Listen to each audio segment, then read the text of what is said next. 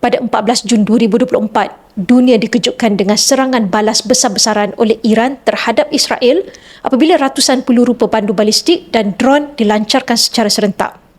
Ini telah menjadi konflik terbuka antara dua negara besar di Timur Tengah dan ia mengundang kebimbangan global akan tercetusnya perang serantau yang lebih luas. Antara aset yang paling ketara menerima kesan adalah emas, yang merupakan tempat perlindungan selamat atau safe haven semasa ketidaktentuan geopolitik. Situasi ini menjadi pembangkit penting kepada pergerakan harga emas yang semakin meningkat. Dalam dunia yang semakin tidak menentu sekarang, emas bukan sekadar pelaburan. Ia adalah perlindungan, kestabilan dan ketenangan fikiran. Dan dalam persekitaran yang penuh ketidakpastian ini, emas bukan sekadar komoditi, ia kini dilihat sebagai aset strategi utama dalam pengurusan risiko pelaburan. Pelabur yang bijak bukan sahaja fikirkan tentang mencari pulangan, tetapi juga untuk melindungi nilai kekayaan daripada risiko geopolitik yang tidak dijangka seperti yang berlaku di Timur Tengah sekarang.